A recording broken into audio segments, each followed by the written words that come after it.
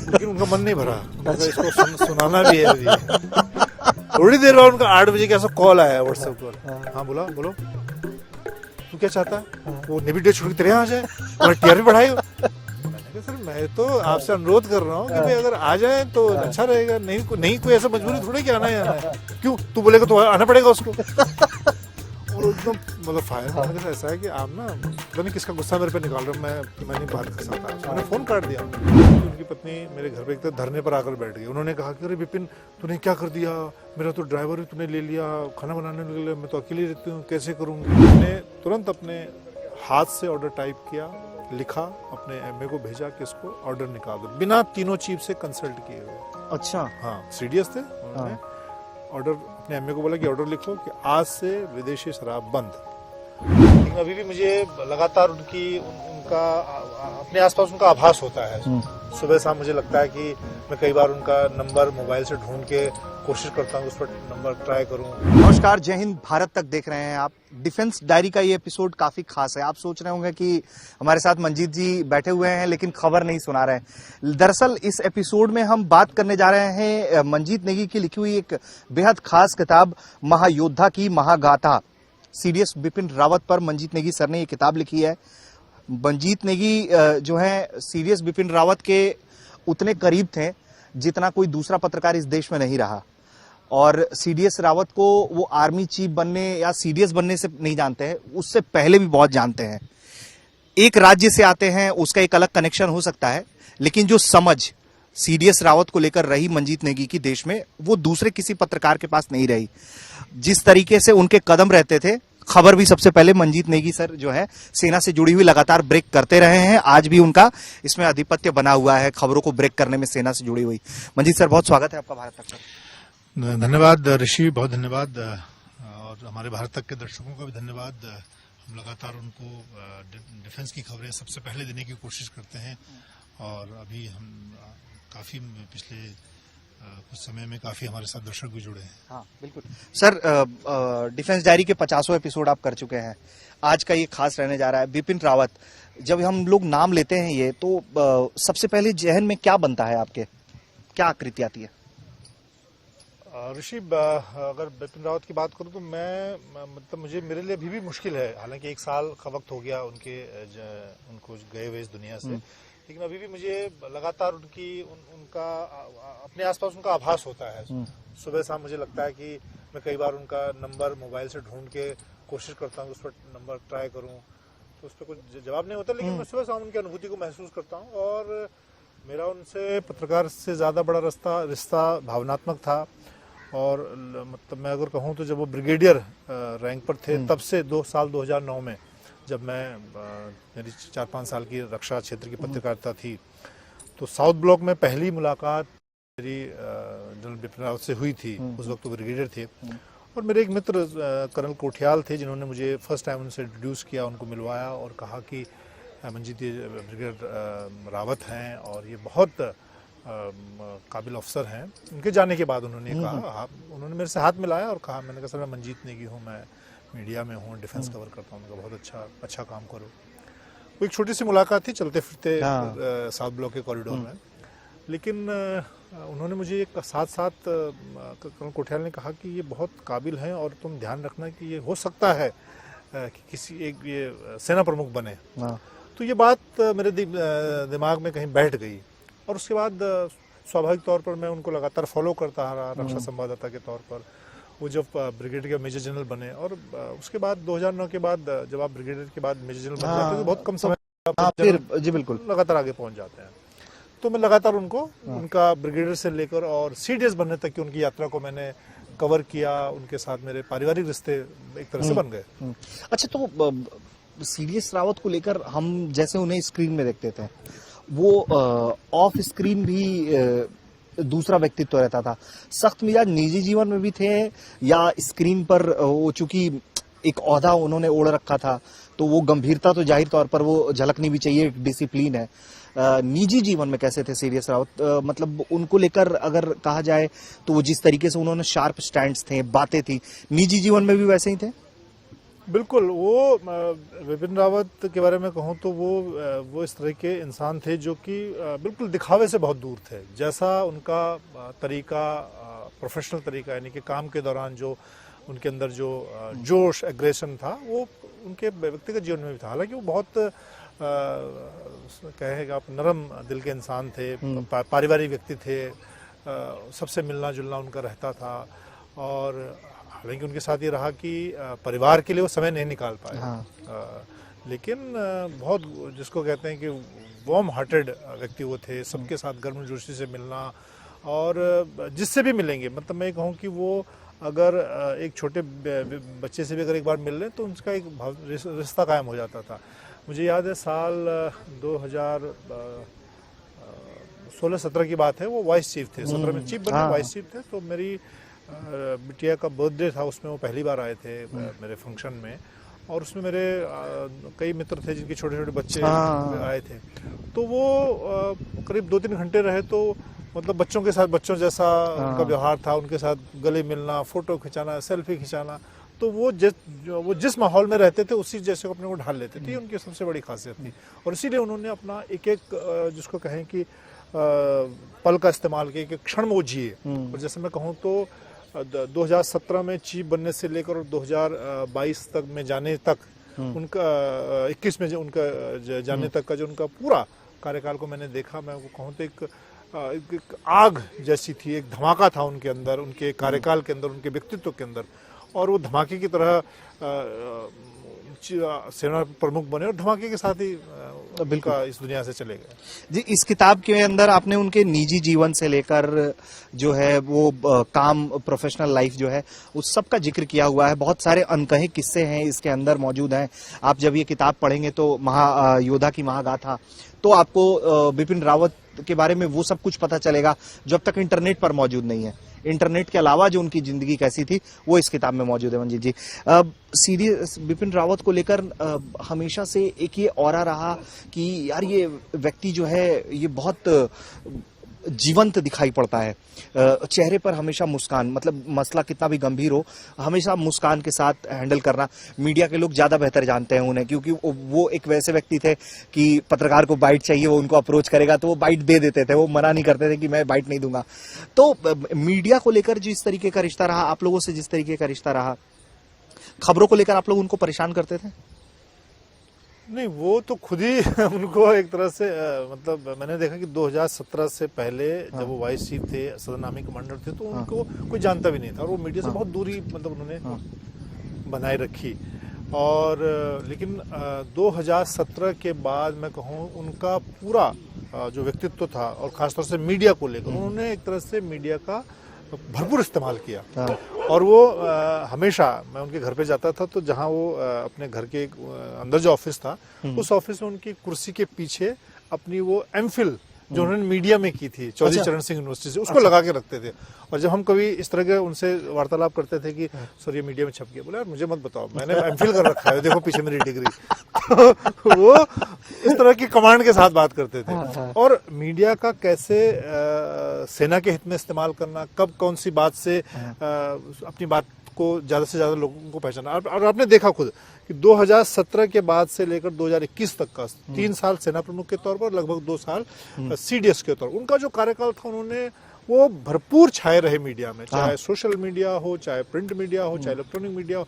उनके मुंह से निकला हर शब्द खबर बन जाता था। चाहे कश्मीर में ऑपरेशन ऑल आउट हो, सर्जिकल स्ट्राइक हो, उनके राजनीतिक कई ऐसे बयान रहे जिनके राजनीतिक मायने निकाले गए, युवाओं को लेकर उनके बयान रहे। आज भी अगर आप गूगल पर सीडीएस आप अगर टाइप करें तो सीडीएस के नाम पर या विपिन रावत के नाम पर हजारों लाखों उनके वीडियो, उनके क्लिप आ जाते हैं। तो वो दिखाता है कि वो मीडिया से कितने फ्रेंडली थे। मुझे याद है अभी हम पार्लियामेंट के बाहर बैठे हैं, पार्लियामेंट सेशन चल रहा है, पार्लियामेंट, वो अकेले मैंने अपने 20-22 साल के रक्षा क्षेत्र के कार्यकाल में देखा, पत्रकार के तौर पे देखा, मतलब अगर मैं पुराने तीनों चीफ को याद करूं, सेना, नौसेना, वायुसेना, किसी के अंदर शायद इतनी हिम्मत नहीं थी कि वो पार्लियामेंट में, अगर बजट सेशन के दौरान अगर पार्लियामेंट में आ रहा है या डिफेंस स्टैंडिंग कमेटी की मीटिंग में आ रहा है और वो पार्लियामेंट में मीडिया से बात कर रहे। विपिन रावत तब भी बात करते थे। अगर कश्मीर में कोई इनकाउंटर चल रहा है और वो पार्लियामेंट आए हुए हैं हाँ। और उनके आगे किसी ने माइक लगा दिया, हाँ। वो बात करते थे। हाँ, वो जबकि सामान्य तौर पर ये रहता है कि जब पार्लियामेंट सेशन होता है तो एक प्रोटोकॉल होता है कि आप मीडिया से बात नहीं करते हैं सेना वाले, हाँ। लेकिन उन्होंने उसकी कभी परवाह नहीं की। हाँ। अपनी बात बहुत बेबाकी से रखते थे, मजबूती के साथ रखते थे और बड़े साफ मन के साथ रखते थे। हालांकि कई बार हमने देखा कि उनके इस वजह से राजनीतिक विवाद हुए, हाँ। कांग्रेस ने उन पर सवाल उठाए कि हाँ। ये गली के गुंडे जैसे बयान हाँ। देते हैं। तो लेकिन उन्होंने मीडिया के साथ बहुत एकदम नज़दीक का रिश्ता रखा। बस इसको भी एक छोटी सी बात और जोड़ूंगा। मुझे याद है जब वो सेना प्रमुख के तौर पर थे तो उनका घर, हाँ। खासतौर से बाकी दिनों व्यस्त रहते थे, लेकिन शनिवार इतवार को जो समय होता था पत्रकारों के लिए, देश के किसी भी व्यक्ति के लिए खुले होते थे। मैं देखता था कि जब वो जम्मू कश्मीर में जब उन्होंने ब्रिगेड कमांड की, उनके जो उस दौरान के मित्र रहे हैं कश्मीर के कई पत्रकार, उनके घर पे आना जाना रहता था उनका। हाँ, कश्मीर से लेके नॉर्थ ईस्ट में उन्होंने अगर कमान की, वहां से पत्रकार उनके घर पर आकर मिलते थे। तो इस तरह का रिश्ता उनका था। नहीं तो अच्छा, ये तो एक निजी लाइफ में बिहाइंड द बाउंड्रीज कैसे थे बिपिन रावत, उसकी बात हो गई। बात अब करते हैं थोड़ा प्रोफेशनल लाइफ की। जिस तरीके से उन्होंने पाकिस्तान को साइडलाइन कर दिया अपने टेन्योर में, उन्होंने कहा कि देखो ऐसा है, उसके पहले तक हमेशा यही रहा है, चाइना हमेशा फोकस में नहीं रहा हमारे, चाइना हमेशा साइडलाइन रहा और हमेशा इस बात की चिंता रही कि अरे पाकिस्तान ऐसा कुछ कर देगा, पाकिस्तान ऐसा कुछ कर देगा। लेकिन उनका जैसे ही टेन्योर आया, सबसे पहले पाकिस्तान साइडलाइन हुआ। मतलब दूध में से मक्खी निकाल के फेंकने जैसा होता है, वैसा पाकिस्तान के साथ हैंडलिंग हुई कि अरे चलो इसको हटाओ, चाइना थ्रेट है हमारे लिए। और वो वाकई में उनका जो उस वक्त का विजन था, लोग कह रहे थे कि अरे क्या कैसी बात कर रहे हैं आप। जब वो कहते थे कि 2.5 मोर्चे पर लड़ाई लड़नी पड़ेगी, तो लोग कहते थे कि अरे ये तो पॉलिटिकल बयान दे रहे हैं। आज के दौर में देखिए तो ये सब कुछ साक्षात नजर आ रहा है।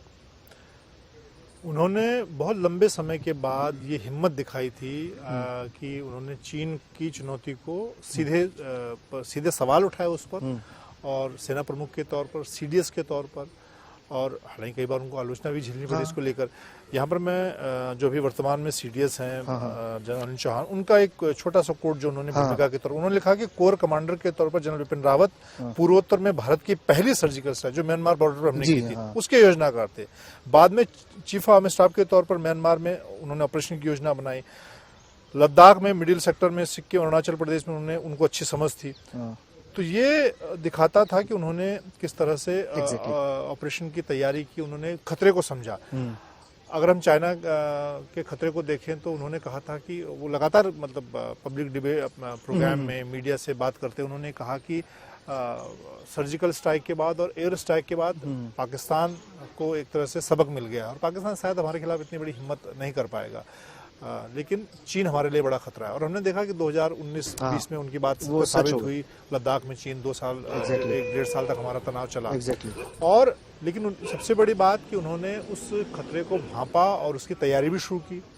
चाहे सेना की रणनीति बनाने की बात रही हो, और वो लगातार इस बात को कहते थे कि हमें आने वाले दिनों की लड़ाई हमारी ऊंचे पहाड़ों में चीन के साथ होगी। उसको लेकर चाहे उन्होंने मिसाइल फोर्स बनाने की बात की हो, वो उस पर अभी इस वक्त वर्तमान में काम भी हो रहा है। उन्होंने सबसे पहले कहा कि हमें पारंपरिक युद्ध से, हम टैंक लेकर चीन के साथ मुकाबला नहीं कर सकते। हमें मिसाइल फोर्स बनानी होगी, हमें आर्टिलरी गन के सिस्टम को मजबूत करना होता।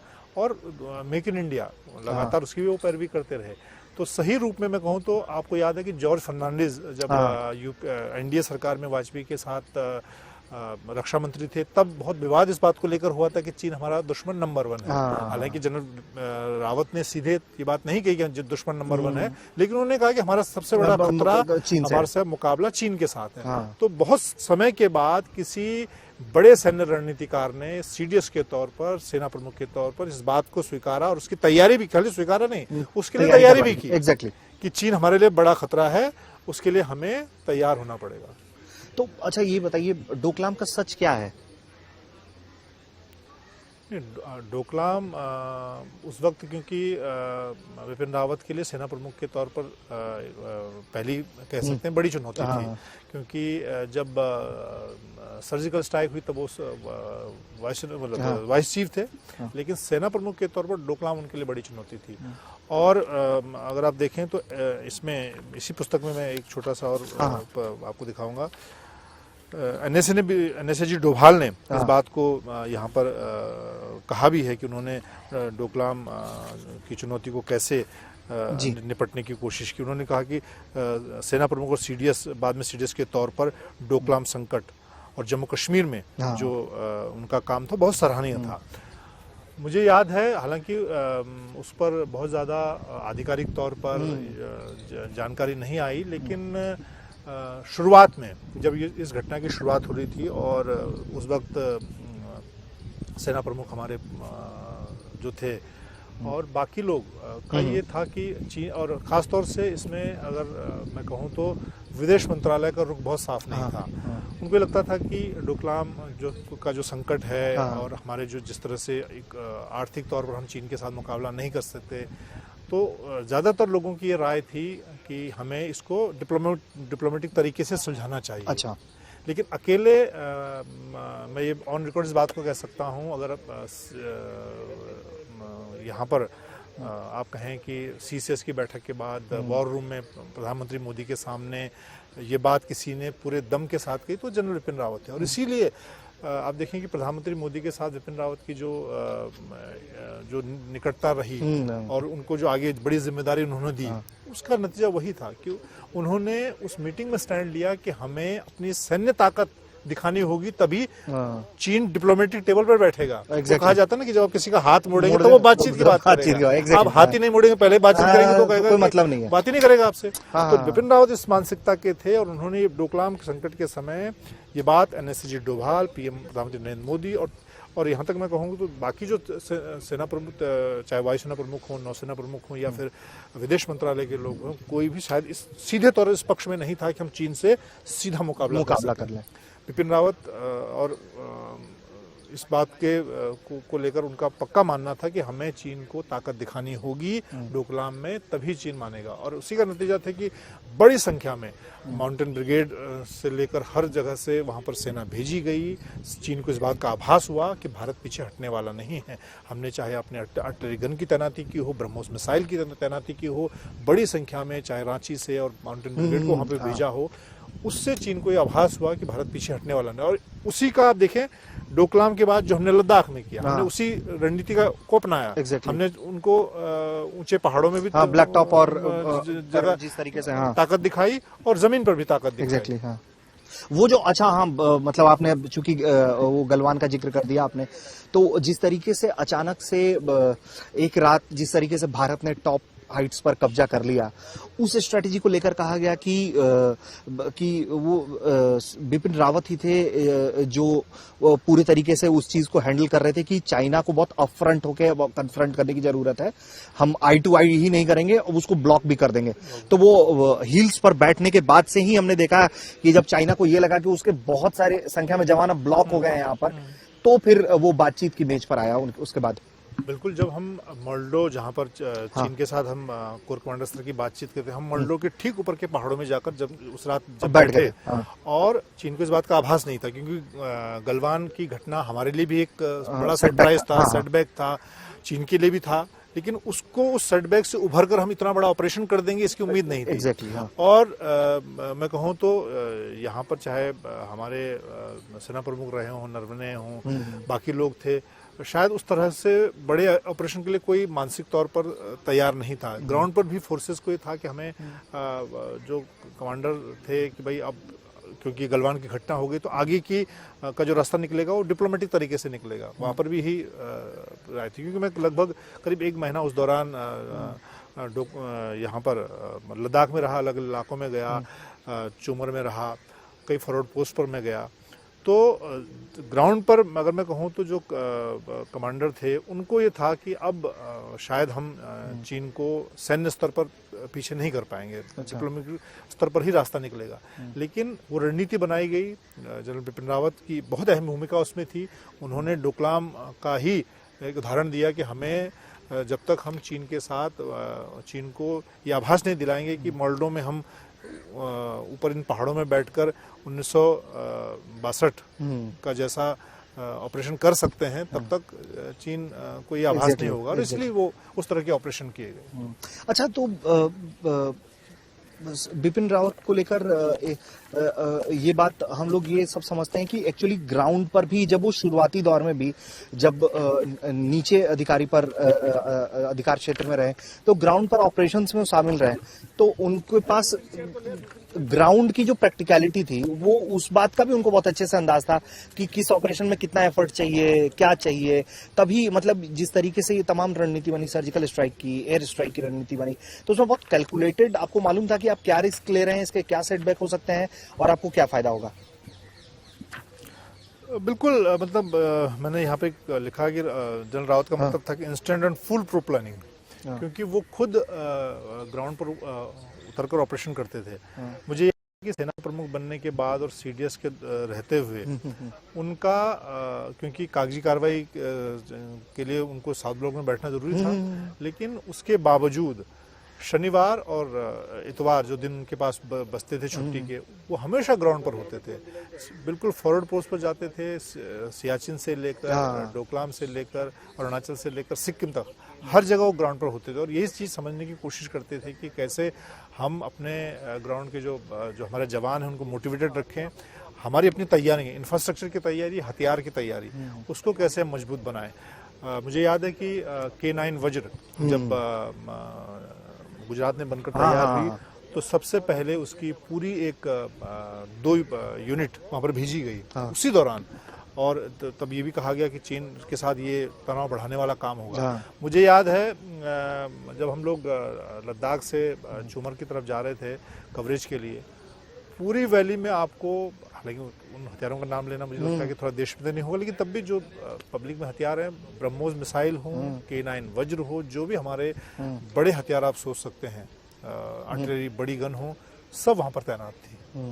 और ये इस बात का आभास था कि जब तक आप ग्राउंड पर जमीन पर तैयारी के साथ नहीं होंगे, आप दुश्मन से मुकाबला नहीं कर सकते। और उसके लिए आपके पास जवान के पास पेट में खाना भी होना चाहिए और अच्छा हथियार भी होना चाहिए। तो उसको जनरल बिपिन रावत ने सीडीएस के तौर पर सरकार के साथ मिलकर इस बात को इंश्योर किया। और हमने देखा कि उस दौरान सब जगह ये खबरें चली कि हमारे 50,000 से ज्यादा सैनिक तैनात हुए और बहुत कम समय में तैनात हुए। एग्जैक्टली हमने करीब 20 से 25,000 सैनिकों के रहने के लिए वहां पर शेल्टर तैयार किए, बहुत कम, 6 महीने के अंदर। बिल्कुल, आपकी रिपोर्ट तो ये सारी चीजें दिखाती हैं कि प्लानिंग के साथ कैसे दुश्मन का मुकाबला करना है हथियारों के साथ, वो जरूरी है। जी, बिपिन रावत को लेकर एक बात का जिक्र यहाँ आपको जरूर जानना चाहिए कि आमतौर पर बड़े सैन्य अधिकारी को लेकर कहा जाता है कि पता नहीं वो जवानों की कितनी फिक्र करते होंगे। सीओ तक लेवल पर तो समझ में आता है कि वो कंपनी कमांडर है तो उनकी अपनी उनका अपना एक अटैचमेंट है और जवानों के साथ। बिपिन रावत को लेकर हमेशा ये रहा कि वो अधिकारी से ज्यादा जवानों के लिए बहुत वो कनेक्टेड रहे कि जवान की सुख सुविधा में कोई बात नहीं आनी चाहिए। जब हाउस हेल्प सिस्टम पर भी बात आई तो बिपिन रावत ही थे जिन्होंने कटौती कर दी, कितना हंगामा हुआ। महंगी गाड़ियों को लेकर उन्होंने कहा कि जब आप BMW आपको खरीदने की हैसियत है तो बाहर से खरीदिए, अंदर से क्यों खरीदिए, आपको कैंटीन से क्यों चाहिए। बिल्कुल, ये मैंने 2-3 चीजें यहाँ पर इनको मेंशन की हैं जिनका मैं व्यक्तिगत तौर पर गवाह रहा हूँ। सेना प्रमुख बनने के मुझे लगता है कि हफ्ता 10 दिन बाद उन्होंने जो सबसे पहला कदम उठाया था वो ऑर्डरली को खत्म करने का काम किया था। और उसके पीछे उन्होंने एक घटना मुझे बताई कि जिस दिन मैंने ये ऑर्डर जारी किया कि भैया दिल्ली में और दिल्ली के आसपास हमारे जो भी रिटायर्ड सीनियर अधिकारी हैं, सर्विंग हैं, उनके घर पर जो भी करीब 2000 से ज्यादा संख्या थी अकेले दिल्ली में, तो उनका ये कहना था कि मैं रात को जब 9 बजे अपने घर पहुंचा आर्मी हाउस, तो पुराने सेना प्रमुख सुंदर जी की पत्नी मेरे घर पर पहुंची हुई थी। अच्छा। और उनकी उम्र करीब 80 साल से ऊपर की थी, 90 साल के आसपास की होती। और उन्होंने, और क्योंकि सुंदर जी से मेरा पारिवारिक रिश्ता था, उनका कहना था कि उनकी पत्नी मेरे घर पे एक तरह धरने पर आकर बैठ गई। उन्होंने कहा कि अरे विपिन, तूने क्या कर दिया, मेरा तो ड्राइवर ही तूने ले लिया, खाना बनाने के लिए मैं तो अकेली रहती हूँ, कैसे करूँगी। तो उन्होंने, और वो करीब 9 बजे आई थी और 11 साढ़े 11 बजे तक बैठी रही मेरे पास। अच्छा। फिर मैंने कहा कि ऐसा है मैडम कि हम चलो बात करते हैं, खाने की टेबल पे बात करेंगे। तो उसका खाने की टेबल पर हम आए तो मेरी पत्नी, मैं और मुश्किल से मेरा एक आदमी वही किचन से खाना ला रहा था, खाना दे रहा था। तो सुंदर जी की पत्नी को यह आभास हुआ कि भाई ये तो सेना प्रमुख है, इसके पास तो कम से कम 5-7 ऑर्डरली होने चाहिए, जो कि कोई खाने ला रहा है, कोई प्लेट ला रहा है, कोई कुछ कर रहा है। तो खाना खाने के बाद सुंदर जी की पत्नी ने कहा कि विपिन, तेरे पास तो इतने कम क्यों हैं। तो उन्होंने कहा कि मैं शुरू से ही ऐसे ही काम करता हूँ और इसीलिए जब मुझे जरूरत नहीं है यहाँ से, तो बाकी लोगों को भी जरूरत नहीं होनी चाहिए। और आप की एज, आप 90 साल, हम आपको एक आदमी दे रहे हैं, लेकिन एक ड्राइवर, एक अलग से कुक, 4 से 5 लोग, वो भी जो जिन लोगों को सरहद पर बंदूक चलानी चाहिए, वो घर का काम नहीं कर सकते। तो बोला मैं उनको मनाने में कामयाब रहा। विरोध बहुत हुआ उनका, सब लोगों ने सोशल मीडिया के जरिए खूब उनके खिलाफ उल्टा सीधा बोला। उसी तरह से आप देखें, एक घटना उन्होंने और इसी कुछ दिनों बाद बताई कि जब एक वक्त जब उस उन्होंने एक दिन, वो उनका कहना था कि शायद शनिवार इतवार का दिन था, प्रधानमंत्री मोदी से उनकी कोई बैठक थी। मोदी जी ने बैठक में कहा कि जनरल साहब, हम सेना के लिए बहुत मेरे मन में सम्मान है और आप जो मांगेंगे बजट में, हम बजट की मीटिंग थी उनकी, और आप बताइए क्या क्या आपको चाहिए, कौन सा हथियार चाहिए क्या।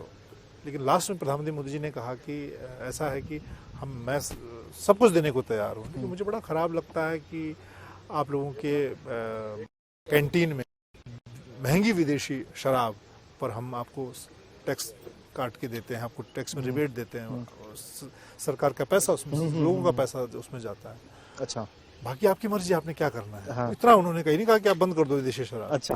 बोला मैं साउथ ब्लॉक से निकलकर और घर पहुंचा और मेरा मन एकदम उद्वेलित था कि प्रधानमंत्री ने इतनी बड़ी बात बोली कि भाई हम आपको हथियार, हर चीज देने के लिए तैयार हैं, लेकिन इस तरह की चीजें, वो महंगी गाड़ी और इस पर हम आपको टैक्स में छूट दें। मैंने तुरंत अपने हाथ से ऑर्डर टाइप किया, लिखा, अपने एमए को भेजा कि इसको ऑर्डर निकाल दो, बिना तीनों चीफ से कंसल्ट किए हुए।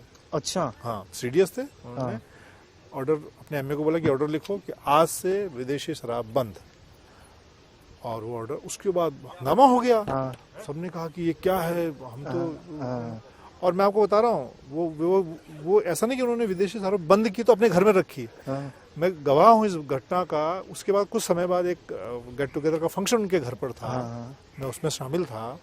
उनके घर पर सामान्य तौर पर जो इस तरह के फंक्शन होते हैं तो शराब परोसी जाती है, साथ दी जाती है लोगों को। एक भी विदेशी ब्रांड नहीं था। अच्छा। वो खुद, मतलब खुद वो देश जो उस तरह के ब्रांड का इस्तेमाल करना शुरू कर दिया उन्होंने। तो मैं, मतलब आप ये कह सकते हैं कि उन्होंने जो भी आदेश, ऑर्डरली हटाने का आदेश दिया, विदेशी शराब बंद करने का आदेश दिया, गाड़ियां, महंगी गाड़ी, वो पहले उन्होंने खुद पर लागू किया। ऐसा नहीं कि वो थोप दिया उन्होंने, खुद पर पहले किया, उसके बाद। अच्छा, हाँ, तो आप और भी घटनाएं इसमें से बता रहे थे कि वो की जो दिलचस्प घटनाएं। अच्छा, तो इस तरह के आदेश के बावजूद भी जवानों में यही कारण रहा कि जवान भी उनको बहुत अटैच्ड फील करते थे। उनको लगता था कि एक जिस तरीके से गार्जियन है वो ऊपर बैठे हुए हैं कि वो जवानों का ख्याल रखते हैं कि मिसयूज नहीं हो, जो एक्चुअल में जिस चीज के लिए जवान आ रहा है, गोली चलाने के लिए जवान आ रहा था, गोली चलाए, वो इंश्योर करते थे इस चीज को। और मैंने देखा कि खाने की क्वालिटी में भी बहुत जबरदस्त सुधार हुआ है बिपिन रावत के कार्यकाल के बाद से। पहले भी बेहतर रहा है, लेकिन उसमें भी बेटर, बेस्ट और वो एक जो पैराग्राफ होता है, क्वालिटी होता है, उसमें एक फासला देखने को मिला हम लोगों को। बिल्कुल। यहाँ पर मैं, जो आपने जवानों की बात की, तो जवानों से आप अगर आप उनके देखें, उनके अगर आप सर्च करें, पूरे मीडिया रिपोर्ट को देखें, तो उनकी ज्यादातर तस्वीरें अगर वो दिल्ली से बाहर की हैं, सरहद की हैं, किसी स्टेशन की हैं, तो हमेशा बिपिन रावत की कोई भी आप फोटो वीडियो देखें तो जवानों के साथ खड़े नजर आएंगे। हाथ में चाय का ग्लास होगा, हाथ में या समोसा लड्डू खा रहे होंगे। उनकी ज्यादातर फोटो वीडियो जवानों के साथ, वो दिखाता है कि वो, और इतना क्रेज होता था। मुझे याद है कि एयरफोर्स की परेड थी हिंडन में, और पहली बार वो सीडीएस के तौर पर उस परेड में शामिल हुए। परेड खत्म होने के बाद चाय नाश्ता का प्रोग्राम होता है, बड़े बड़े लॉन्च बने होते हैं वहाँ पर, और एक वीआईपी लॉन्च होता है जिसमें तीनों चीफ बाकी वीआईपीज होते हैं, और बाकी एक कॉमन लॉन्च होता है जिसमें जवान, अफसर, हम मीडिया वाले सब लोग रहते हैं। बिपिन रावत वीआईपी लॉन्च छोड़कर कॉमन लॉन्च में आए, और उसके बाद वहाँ का नज़ारा मुझे याद है कि ऐसा हो गया कि हर आदमी उनके साथ सेल्फी खिंचाना चाहता था। हर जवान, महिला अफसर, यंग अफसर, सब उनके साथ फोटो खिंचाना चाहते थे। और वो वीआईपी लॉन्च से उस लॉन्च में आया, और करीब आधा घंटा पौना घंटा वो वहाँ पर रहे। तो ये उनका दिखाता था कि वो हमेशा जवानों से कनेक्ट रहना चाहते थे। उन्होंने एक बहुत क्रांतिकारी योजना वो लेकर आए थे, जिस पर इस वक्त काम हो रहा है, शुरू हो गया है। उन्होंने जेसीओ को सीधे भर्ती करने का सोचा, जिससे कि मैन पावर अच्छी आए, यंग मैन पावर रहे। उन्होंने जवानों को अफसर बनने के ज़्यादा मौके देने की बात कही। आज जो आप महिलाओं को सेनाओं में की भागीदारी आप देख रहे हैं, इसके पीछे सबसे बड़ा अगर कोई किसी की ताकत थी विपिन रावत की। उन्होंने अपने समय सेना प्रमुख के तौर पर, और ये इंश्योर किया, इस बात को उन्होंने लागू किया, उन्होंने पहली बार इन्फेंट्री में मिलिट्री पुलिस के तौर पर महिलाओं को शामिल किया। और न सिर्फ शामिल किया बल्कि अपने टेन्योर में उनकी भर्ती भी की और उनकी ट्रेनिंग भी पूरी करवाई जी। ये नहीं कि खाली एक ऑर्डर पास कर दिया। उन्होंने इंश्योर किया कि 1 साल के अंदर मिलिट्री पुलिस में महिलाएं जवान के तौर पर आएं, उनकी ट्रेनिंग हुई चेन्नई में, समयबद्ध तरीके से ट्रेनिंग। और आज आप देखें मिलिट्री पुलिस में हमारी जवान के तौर पर महिलाएं हैं। अलग अलग आर्मी की स्ट्रीम में उन्होंने महिलाओं को आने का मौका दिया। बहुत विरोध भी हुआ, अभी भी विरोध है, लोग कोर्ट में गए, लेकिन महिलाओं को सेना में ज्यादा बेहतर अवसर मिले, उसको उन्होंने उस पर काम किया, जैसे उसको उन्होंने मौके दिए। तो आप कहते हैं सोल्जर्स जनरल जिसको बोलते हैं, वो उस तरह की उनका व्यवहार रहा। एग्जैक्टली। अच्छा, तो मंजीत सर, बिपिन रावत को लेकर जो है वो कई तरह की बातें हुई, उनकी जो समझ थी, जो तीनों सेना को मिलाकर जो कमांड बनाने का उनका फैसला रहा, उसमें जो विरोधाभास की बात रही उसको भी एक लेवल पर उन्होंने हैंडल कर लिया। सबसे ज्यादा वायुसेना ने इस बात पर कहा कि हमें डाउन प्ले ना किया जाए, मतलब कि इस तरह की बातें आमतौर पर दर्शकों तक को पता भी नहीं चल पाती हैं, लेकिन मतलब वो भी रहा, उसको भी एक तरीके से उन्होंने ऑलमोस्ट हैंडल कर लिया जब तक वो रहे। बिल्कुल, मतलब उनका अगर उनको जो जिम्मेदारी दी गई थी, और मैंने उनके लगभग 2 साल के टेन्योर में उन सीडीएस के तौर पर जो थिएटर कमांड की तरफ बढ़ रहे थे, उसका तनाव भी देखा। उनको ये लगता था कि उनके पास 2 से 2.5 साल 3 साल का वक्त है सीडीएस के तौर पर, और वो चाहते थे कि उनके टेन्योर में ये शुरुआत हो जाए, बन जाए, इस पर काम शुरू हो जाए। इसीलिए उन्होंने बहुत तेजी के साथ कमांडर स्तर पर तीनों सेनाओं में मीटिंग्स लगातार मीटिंग की, उस पर स्टडी करवाई गई। उस स्टडी के आधार पर उन्होंने कहा कि थिएटर कमांड की शुरुआत होगी। वो चाहते थे कि एयर कमांड के तौर पर, उसके बाद नौसेना मैरीटाइम कमांड के तौर पर इसकी शुरुआत हो जाए। हालांकि और उनका जो काम करने का तरीका था, वो उनका ये रहता था कि जो भी काम करना है उसको समयबद्ध तरीके से करना है, पंचवर्षीय योजना में नहीं करना है कि आज हमने बोल दिया और 5 साल 10 साल बाद। तो इसीलिए वो हमने देखा कि उस दौरान काफी लगातार उनके विरोधाभास, खासतौर से वायुसेना प्रमुख सेना के साथ उनके सामने आए। वायुसेना को लगा कि उन्होंने कहा कि सपोर्टिंग आर्म्स के तौर पर वायुसेना का इस्तेमाल होता था। हालांकि उन्होंने कहा कि मैं ये जो सेनाओं की गाइडलाइन उसके आधार पर ये बात कर रहा हूँ, उनको ये नहीं कर रहे हैं कि वो सहायक के तौर पर काम कर रहे हैं, उनकी अपनी भूमिका है। उन्होंने कहा कि उनका जो बयान था उसको सही तरीके से नहीं रखा गया। तो वो चाहते थे कि सरकार ने जो उनको सीडीएस के तौर पर जिम्मेदारी दी है उसको वो समयबद्ध तरीके से पूरा करें, और इसीलिए लगातार तीनों सेनाओं के साथ बैठक कर रहे थे। निचले स्तर से लेकर उन्होंने कमांडर स्तर तक स्टडी करवाई, उस पर कई बैठकें उनकी हुई।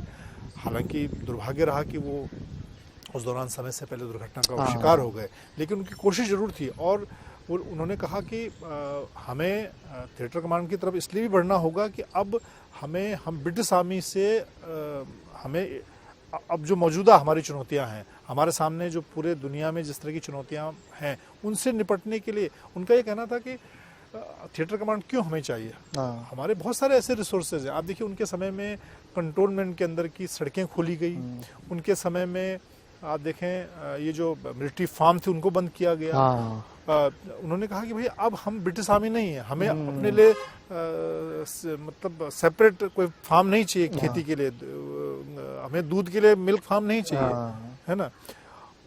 उन्होंने कहा कि भाई कोई भी हमारे जो हमारे एसेट हैं वो कॉमन होने चाहिए, उसके लिए कोई एक अलग से और आज आप देखिए जो प्रधानमंत्री नरेंद्र मोदी ने कहा कि हमें ब्रिटिश इरा की चीजों को छोड़ना चाहिए, वो उसकी शुरुआत उन्होंने की। उन्होंने कहा था कि हमें भारतीय सेना बनना है, और ये इसको लेकर बहुत विरोध भी रहा, क्योंकि आप सेना क्योंकि अगर आप सेना की बात करें तो सेना का एक अलग तंत्र है, वायुसेना का अलग तंत्र है, नौसेना का अलग, तीनों को मिलाना बहुत आसान नहीं था। तीनों के एसेट को मिलाना आसान नहीं थी, तीनों की सोच को मिलाना आसान नहीं था, और इसीलिए उनको वो विरोध झेलना पड़ा।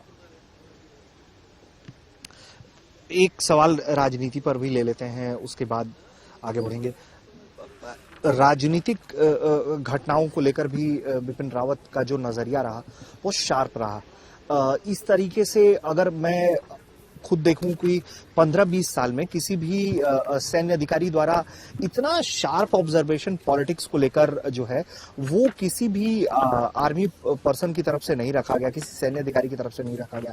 लेकिन बिपिन रावत जो है बहुत डंके की चोट पर कोई बात कहते थे, पॉलिटिकल साइड नहीं कर लेते थे, लेकिन जो घटनाएं देश में घट रही थी उसको लेकर बहुत शार्प ऑब्जर्वेशन रहता था उनका। बिल्कुल, विपिन रावत ने कभी भी अपने मन की बात को कहने में हिचकिचाहट नहीं दिखाई। मैं इस बात को आगे बढ़ाऊंगा। एक मैं जो कहना चाह रहा था कि विपिन रावत ने सेना को सभी तरह से ट्रांसफॉर्म करने की कोशिश की। आप देखें, चाहे थिएटर कमांड की बात हो, सेना में ऑर्डरली व्यवस्था को खत्म करने की बात हो, मेक इन इंडिया की बात हो, उन्होंने सेना में अवैध संबंधों को लेकर, सेना में इस तरह के करप्शन को लेकर, वो दोनों तरह के करप्शन के खिलाफ थे और बहुत सख्त खिलाफ थे। उन्होंने कहा कि आप मॉनेटरी करप्शन करें, आप दूसरे तरह का, उसके खिलाफ उन्होंने बहुत सख्त नियम, बहुत सख्त कार्रवाई की। उन्होंने उनके बयान को लेकर कई बार विवाद भी हुए।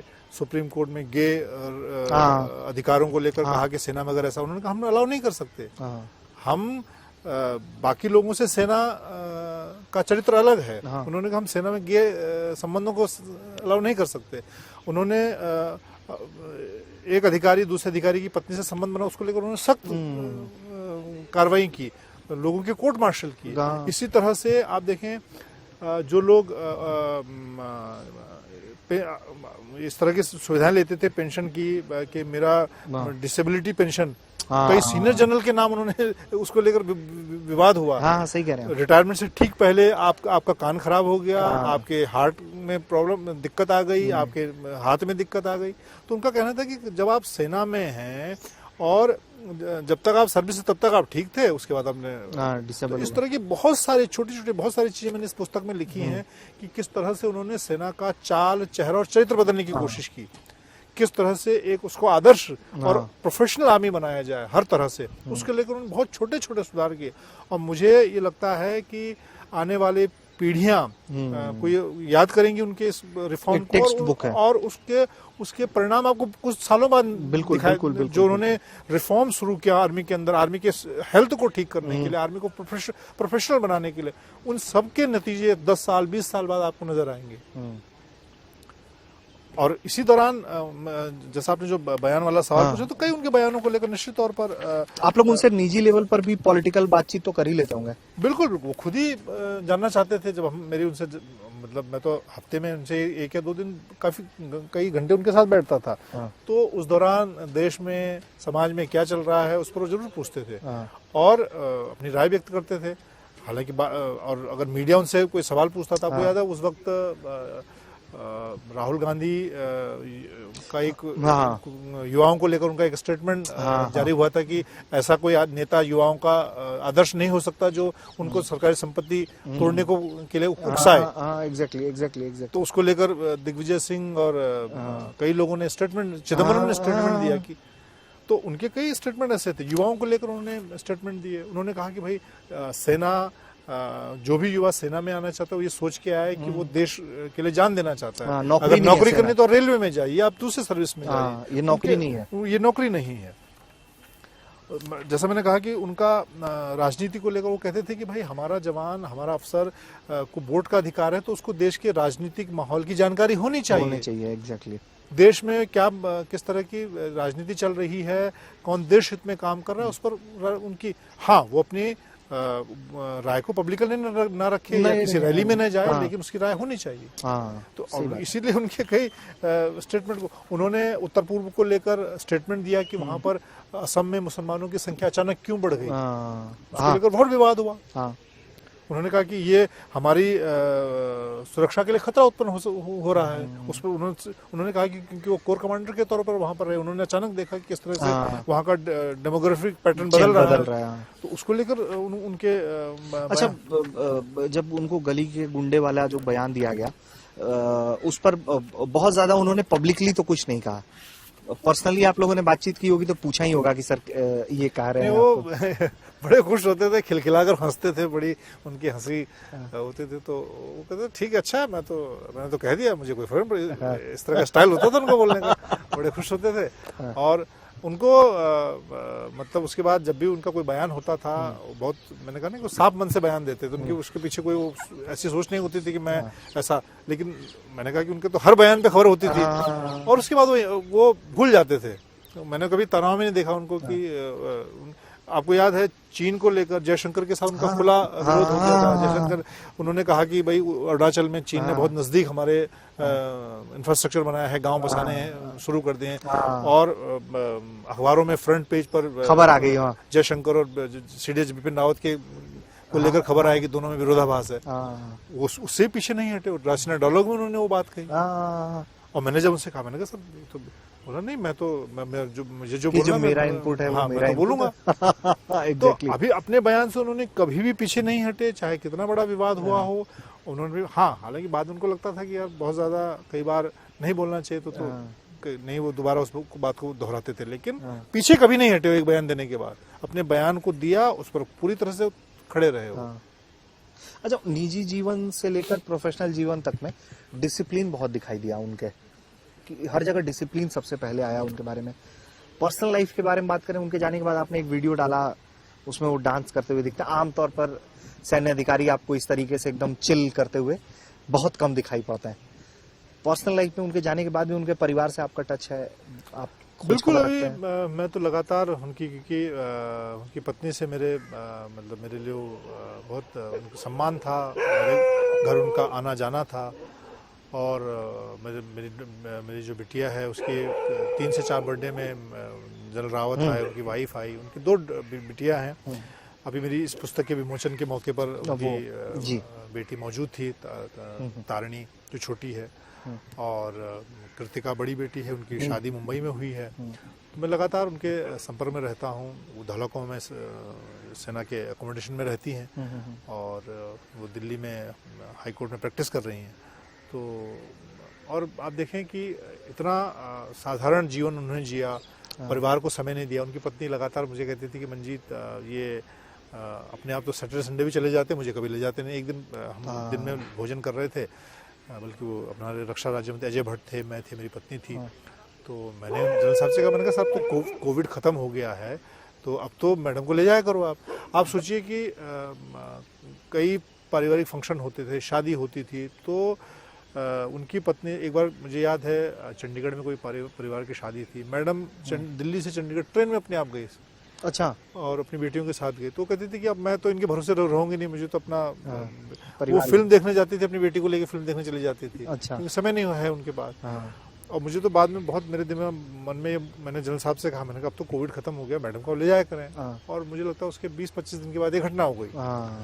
और मेरी पत्नी ने भी, हमने जब चर्चा कर रहे थे, हमने कहा देखो, हमने जनरल साहब को शायद फोर्स किया उस दौरान उनको अपने साथ लेके। वो सामान्य तौर पर नहीं जाती थी, खासतौर से हेलीकॉप्टर में। वो खुद कहती थी मुझे हेलीकॉप्टर में डर लगता है, क्योंकि जनरल साहब बिपिन रावत का, जब वो कोर कमांडर थे, उनका एक इसी तरह का हेलीकॉप्टर क्रैश हो गया था। वो बेड रिडन, उन्होंने मुझे ये घटना भी बताई थी। और वो करीब 2 से 3 दिन उनको हॉस्पिटल में रहना पड़ा। उनकी कमर में, हाथ में चोटें आ गई थी। तो उनकी पत्नी वो कहती थी कि मुझे हेलीकॉप्टर से डर लगता है, मैं नहीं जाती हूँ। लेकिन आप देखिए, नियति का लिखा हुआ था, वो उस दिन गई और फिर हमेशा के लिए चली गई। और मैं जैसे परिवार की बात कर रहा था, तो उन्होंने अपना जीवन, उनकी पत्नी ने, जब मैंने पहली बार सेना प्रमुख बनने के बाद उनका इंटरव्यू किया था, तो उन्होंने कहा कि मैं, मेरी बेटी हूँ, सब लोग कहते हैं कि, और जिस दिन जनरल साहब का श्रद्धांजलि सभा थी, उनकी बड़ी बेटी तारिणी और छोटी कृतिका और तारिणी ने 2 श्रद्धांजलि सभा में कहा, तो उन्होंने कहा कि लोग हमें जनरल रावत की बेटी नहीं कहते थे, हमें मधुलिका की बेटी कहते थे, क्योंकि ज्यादातर समय, ज्यादातर फंक्शन में हमें उन्होंने माँ के साथ देखा। तो इस तरह की चीजें थी। और आप देखिए, उन्होंने, मैं कहूँ तो, जो चीजें, चाहे ईमानदारी की बात सेना के लिए कही हो, चरित्र की बात सेना के लिए कही हो, खुद पर लागू किया। मुझे याद है, सेना प्रमुख के तौर पर उनकी बेटी की शादी जब हुई, बहुत साधारण तरीके से हुई। उनकी छोटी बेटी हाई कोर्ट की प्रैक्टिस करने मेट्रो से जाती थी। हाँ बिल्कुल, हाँ बिल्कुल सही कह रहे हैं आप। उनके पिताजी सेना के डिप्टी चीफ रिटायर्ड हुए। उनका एक नोएडा में जो घर है, आज भी वही घर है। हाँ। जनरल रावत ने उसके अलावा एक देहरादून में एक प्लॉट लिया था, उसका भूमि पूजन करने गए थे कि मैं रिटायरमेंट के बाद यहाँ सेटल होऊंगा। ये उनकी पूंजी थी। तो बहुत कम ऐसे, रिटायरमेंट के बाद उत्तराखंड के लिए भी बहुत कुछ करना चाहते थे। बहुत कहते थे कि मैं वहाँ पे युवाओं, खासतौर से युवाओं के लिए, वो कहते थे कि पलायन हो रहा है। अभी हम देख रहे हैं वहाँ पे युवाओं पे डंडे बरस रहे हैं। बिल्कुल। तो उनका कहना था कि भाई, वहाँ का युवा दिल्ली, बम्बई आता है, उसको वहाँ रोका जाना चाहिए। ये तो बात। अच्छा, एक बात मैं मिस कर गया पूछना आपसे, अजीत डोभाल और बिपिन रावत, ये जो 2 जोड़ी थी, ये मुझे लगता है कि हाल के दशक में one of the deadliest combination जिसको हम कहते हैं वो, और ये अगर ये जोड़ी और लंबा सरवाइव करती तो मुझे लगता है कि भारत अपने एनिमी को और मजबूती के साथ एनकाउंटर करता। बिल्कुल, इसमें कोई दो राह नहीं है। और वो मतलब कॉम्बिनेशन के, वो एक दूसरे के पूरक थे। और उस समय बहुत विरोध भी हुआ जब पहली बार 2 उनके सीनियर को सुपरसीड करके जनरल रावत को, ये सारी सोच के पीछे एनएसए अजीत डोभाल का बहुत अहम रोल था। लोगों ने कहा, देखो इन्होंने इनको, ये उत्तराखंड के थे तो इसको इन्होंने इनको बना दिया। लेकिन जनरल रावत ने उसको साबित करके दिखाया कि मेरे पे जो सरकार ने भरोसा दिखाया है, मैं उस पर, मेरा चयन मेरिट पर हुआ है, मेरे काम के आधार पर हुआ है। और आप देखें, उसके बाद जितने ऑपरेशन हुए हैं, कश्मीर में धारा 370 हटने की बात रही हो, एयर स्ट्राइक रही हो, और जितने रिफॉर्म रहे हों, हर में बिपिन रावत आगे इसलिए बढ़ पाए, हर काम में उन्होंने मजबूती के साथ इसलिए किया कि पीछे एनएसए अजीत डोभाल खड़े होते थे। और एनएसए अजीत डोभाल को ये भरोसा था कि मैंने अगर बिपिन रावत को कोई टास्क दिया तो उसके बाद मैं टास्क देके भूल जाऊं। मुझे उस पर सोचने की जरूरत नहीं थी। चाहे चाइना से निपटने की बात हो, पाकिस्तान से निपटने की बात हो, और दूसरे मुद्दे हों। मतलब मैं तो कई बार, मेरी जब बात होती थी एनएसए डोभाल से, तो हमेशा कहते थे कि मतलब मेरे लिए तो विपिन, अगर मेरा बस चले तो मैं इसको अपनी जगह बिठा दूं, इस तरह के उनके शब्द होते थे। अच्छा, कि मतलब अगर मैं किसी की काबिलियत की बात करूं तो ये इतने काबिल अधिकारी हैं, इतने इनकी सैन्य मामलों को लेकर सोच क्लियर है, और man of action, man of words नहीं, man of action, man of action वाला वो है। और आपने देखा कि अगर आप सुरक्षा के मोर्चे पर देखें तो एनएसए डोभाल और आर्मी चीफ सेना बिपिन रावत और सीडीएस बिपिन रावत, उनका जो कार्यकाल रहा करीब 5 साल का आसपास का, उस दौरान जितने बड़े ऑपरेशन हुए, जितनी बड़ी चीजें हुई, और आपने ठीक कहा कि अगर ये जोड़ी आगे रहती तो बहुत और हमें ऐसे मिरेकल देखने को मिलते। आप देखिए, उस दौरान मुझे याद है, मैं आर्टिकल 370 के दौरान करीब 7-8 दिन कश्मीर में रहा। एनएसए डोभाल से मेरा कई बार मुकाबला, आमने सामने हुआ, बातें हुई। उस दौरान कितने शांत तरीके से एक प्लानिंग के तहत उस पूरी योजना को इम्प्लीमेंट किया गया। सेना ने पूरी मुस्तैदी से अंदर बाहर चीजों को कंट्रोल में रखा। कितनी बड़ी संख्या में लोगों को वहां पर जो सेपरेटिस्ट थे उनको आगरा से लेकर देश के अलग अलग जगह भेजा गया। बिल्कुल। सारी प्लानिंग, और डोकलाम सबसे बड़ा उदाहरण है एनएसजी डोभाल और सीडीएस बिपिन रावत की जोड़ी का, है ना। उस दौरान फिर और उसके बाद लद्दाख वाला, बिल्कुल, है ना, लद्दाख में किस तरह से हम चीन को बैकफुट पर लाने पर कामयाब, उसके पीछे सबसे बड़ा अगर किसी का जो साथ था तो वो दोनों का था। दोनों एक दूसरे के पूरक थे। जहाँ एनएसजी डोभाल एक अच्छे रणनीतिकार हैं, वहीं बिपिन रावत एक अच्छे सेना रणनीतिकार हैं, और इसलिए एक और 11 का हमें कॉम्बिनेशन देखने को मिला। अच्छा, आखिर में सर कैसे आप याद रखते हैं बिपिन रावत को हमेशा अपनी यादों में? ऋषि मेरे लिए तो बहुत ही कहूँ तो मतलब मुझे लगता है कि पिछले, अगर मैं अपने 20 साल के करियर को देखूं तो पिछले 5 साल मेरे लिए सपने जैसा रहा रक्षा क्षेत्र में रिपोर्टर के तौर पर। बिपिन रावत के होने की वजह से मुझे जितना एक्सेस, जितनी चीज़ें मिली वो शायद मुझे नहीं लगता कि आगे कभी मिल पाएंगी। और मैं जहाँ जाना चाहता था, मुझे याद है आप तो कई जगह ऐसी चले गए जहाँ से कोई रिपोर्ट भी नहीं करता था। आप देखिए लद्दाख के समय की मेरी रिपोर्टिंग सबने देखी, तो उस दौरान मैंने उनको फ़ोन किया, मैंने कहा सर मैं वहाँ जाना चाहता हूँ। उन्होंने कहा ठीक है चले जाओ, और अब तो फॉरवर्ड पोस्ट पे चले गए, चूमर तक हम पहुँच गए, है ना। तो मतलब कई बार मेरा उनसे मतलब वो गुस्सा भी हो जाते थे। मुझे याद है एक दिन तो मैंने उनसे उनको एक व्हाट्सअप किया, मैंने कहा सर वो हमारे इंडिया टुडे कॉन्क्लेव में आर्मी चीफ और एयरफोर्स चीफ आ रहे हैं, नेवी चीफ को आप अगर बोल दो कि वो नए बने थे तब, एडमिरल हरि कुमार। मैंने उनको व्हाट्सअप किया, उनकी एक आदत थी वो व्हाट्सअप का जवाब अपने आप देते थे, खूब लंबा लिख के, कभी फोन भी करते थे, कॉल करो तो व्हाट्सएप पे कॉल आता था। तो मैंने शाम को शायद 5 बजे के आसपास कॉल किया, ये उनके मतलब जो 2020 की बात है जब वो गए, तो नवंबर का महीना था और हमारा इंडिया टुडे कॉन्क्लेव था। तो उन्होंने व्हाट्सएप पढ़ा और लंबा चौड़ा व्हाट्सएप टाइप किया, उसमें लिखा कि तुम्हारी टीआरपी बढ़ाने के लिए आ जाएं क्या, हो ऐसे करके मतलब बोलते थे। और क्यों, अभी तो नेवी डे है, वो नेवी डे में जाएगा कि तुम्हारे प्रोग्राम में आएगा। तो लंबा चौड़ा व्हाट्सएप पढ़ के मैंने कहा बहुत गुस्सा हो रहा है, तो मैंने ओके लिख दिया, ओके सर हाथ जोड़ दिए। लेकिन उनका मन नहीं भरा, उन्होंने इसको सुनाना भी है। थोड़ी देर बाद उनका 8 बजे के ऐसा कॉल आया, व्हाट्सएप कॉल। हाँ बोलो तू क्या चाहता है, वो नेवी डे छोड़ के तेरे यहाँ आ जाए, तुम्हारी टीआरपी बढ़ाई। मैंने कहा सर मैं तो आपसे अनुरोध कर रहा हूँ कि भाई अगर आ जाए तो अच्छा रहेगा, नहीं कोई ऐसा मजबूरी थोड़ी कि आना ही आना है, क्यों तू बोलेगा तो आना पड़ेगा उसको। और एकदम मतलब फायर। मैंने कहा ऐसा है कि आप ना पता नहीं किसका गुस्सा मेरे पे निकाल रहे हो, मैं नहीं बात कर सकता आपसे। मैंने फोन काट दिया उनका। फिर उनको थोड़ी देर रियलाइज होगा, फिर थोड़ी देर फिर नॉर्मल होकर मुझे फोन किया, तो दोबारा कॉल किया। तो यार गुस्सा हो जाता है। मैंने कहा सर तो आप गुस्सा हो रहे, मैं थोड़े गुस्सा हो रहा, आप कह रहे हैं कि मैं तो आपसे अनुरोध कर रहा हूँ कि अगर आप उनको बोल सके तो ठीक है, नहीं तो कोई ऐसा नहीं है। हम तो एज ए रिपोर्टर हमारी ड्यूटी है कि हमने अपने प्रोग्राम में किसी को बुलाना है, उसको 10 जगह से रिक्वेस्ट करना है। तो इस तरह से उनसे मेरा रहता, तो मैं ये सारी चीजें अब मिस करता हूँ। मुझे नहीं लगता कि जीवन में कभी इतनी सारी चीजें मिलेंगी, और मुझे रोज उनका आभास होता है कि मैं सुबह जब मेरा जो पूजा का कमरा है, मैंने वहाँ पे उनकी फोटो लगाई हुई है, तो सुबह शाम उनको देखता हूँ और मेरा मन कई बार भर जाता है।